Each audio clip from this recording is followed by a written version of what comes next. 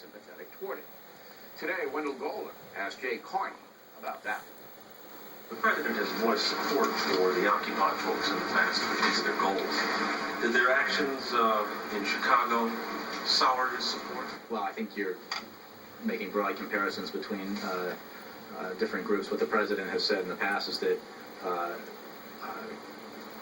he has understood the frustrations that Americans have about the failure in particular of Wall Street in some cases to well, because of obviously Wall Street's role in the financial crisis that helped precipitate the worst recession since the Great Depression. With all due respect, Mr. Carney looked a bit shaky there. Yeah, he did. Now, the factor has been investigating who exactly is behind the Occupy movement, which is now very well organized and no longer a citizen protest. Rather, it is a hardcore far-left movement designed to cause as much trouble as possible. No. The sincere occupiers left. There's no way it can be just civilian. What's left are the professional agitators. The Occupy movement is now being run out of Washington, D.C., and offices belonging to the Institute for Policy Studies, a far-left outfit. The director of the group is John Kavanaugh, longtime liberal activist. His nonprofit institute accepts money from, surprise, George Soros through the Tides Foundation. I knew it. Thousands of dollars.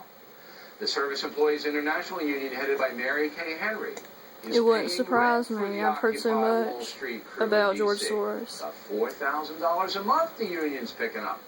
The SEIU has more than 2 million members and collects about $300 million a year from dues and other financial vehicles. Ms. Henry herself has visited the White House a number of times, as has the former head of the SEIU, Andy Stern. He's also been a frequent visitor to the White House and remains deeply involved with the union. Man. From their D.C. offices, the Occupy leadership emails game plans to their hardcore members, telling them where to assemble, what to protest, and even what to wear. Today, for example, the Occupy agitators were told to wear red for a New York City protest. Again, the goal of the occupiers is no longer to raise awareness of economic injustice, it is to disturb the peace and attack those with whom they disagree. The occupiers have big plans for the political conventions this summer, and disruption is the strategy. It is long past time for President Obama to condemn the anarchistic element of the occupiers, which is now dominant. Instead, the president falls back on protecting freedom of speech platitudes. Sure, tell that to the Chicago cop who got stabbed. That's awful. Now for the top story tonight. Especially because my stepfather is a cop. So, Coles, what say you? I say that there's no reason why the president should dignify crazy left-wing or right-wing on any side agitators by giving them presidential attention. And it's beneath his dignity. But he did yesterday. He gave them presidential attention yesterday by saying that NATO stood for freedom of speech and allowed these people to do it. They have freedom of speech. We all know that. Does anybody in their right Well, they shouldn't be violent somebody's going to stab a Chicago cop or do stuff that breaks the law. Because it's in context to what he said in the not beginning. every candidate can renounce everybody who ever is crazy. Everybody, any candidate. And how did Jay Carney do today, Henry? Wendell's question. How did he do? I think he should have been a little more on point and answered a little more forcefully. Did that answer make sense to you? Do you have any idea what he was saying? What I would have said is I would have focused we don't really care what you would have said. How did he do? I don't have that yet. All right, A being the best, F being... I would say he did. I would give him a C. I think what he focused on. Pretty generous, man. Are you doing it on the curve? Are you marking on the curve? Because okay. Let me just say, what he talked about was the frustration. Yeah, I know what he talked about. Everybody's frustrated. Okay, now, look, we know you don't like the occupiers. We know you're conservative. But I don't understand why Barack Obama now, with a police officer being stabbed, the city of Oakland almost being burned down. Yes. Okay? Just doesn't come out and say, you know, in the beginning, it was okay, a citizen protest. But now, this is unacceptable. Yes. Because if I were Mitt Absolutely. Romney, I would be all over the airwaves today going, hey, all right, yes or no? Right. Well, Obama won't say it because he can't Yes, condemn Occupy yes, he Wall can. Street. No, Yes, let he me can. tell you why. Occupy Wall Street, forget about the shock troops on the ground at Zuccotti Park and in Chicago this week, and focus on the generals who have been orchestrating this. You pointed out SEIU, AFL-CIO, the International Socialist Movement, the American Communist Party, assorted anarchists, and let's not forget Bill Ayers and Van Jones, very tightly... Yes, I've read that in the Charlotte Observer, actually, last too. Summer, they orchestrated this. And you don't think it would be wise for the President of the United States to distance himself from those people? Here's why he cannot do it, Bill. Because Occupy Wall Street was set up and orchestrated and executed for two reasons.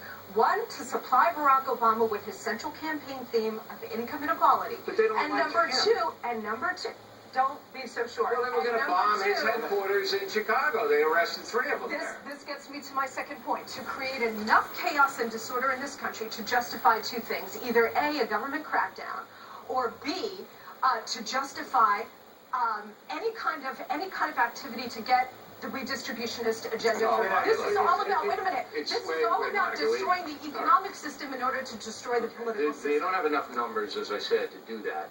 And I also predicted the But would lose all credibility. it could happen if there's that possibility. Look, 2,000 is not a lot of protesters to break the Chicago combs. It's not, okay? So the whole thing is truncated. But the 2,000 that show are very, very adamant about causing They attempt to try to tie them or any of these people to Barack Obama. Well, that's what Monica does. I'm not doing that. But I will tell you this. It is a tremendous mistake for Barack Obama not to repudiate. Yeah, there's no connection with Obama. Protesting, as you pointed out, both conventions, they're protesting Obama. They are not in his pocket. They are not supporting him. They're anarchists. But he is the leader of the country. And he needs to set a tone in this country. leader of the country. Yeah. You don't believe he's the leader of the Every country? single time some nut says or does something does not deserve presidential Completely missing attention. the point of why they are operating. Of course, it's not Barack Obama orchestrating the generals and the troops in the street, but they're operating on his behalf, on behalf of his agenda.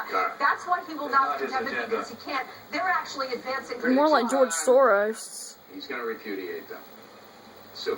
And don't underestimate their power, Bill, and the ability for the unions to amplify it. I think they can cause a lot of trouble, and I said this, I think somebody's going to get killed. And they're going to have Absolutely. There have been people killed. There was one suicide. I think somebody's going to get killed. I absolutely do. All right, next on the rundown, a new study says the network newscasts are not covering Mitt Romney the same way they covered John Kerry in 2004. We'll talk with the former president of ABC News later. After Will Smith slaps a reporter in Russia.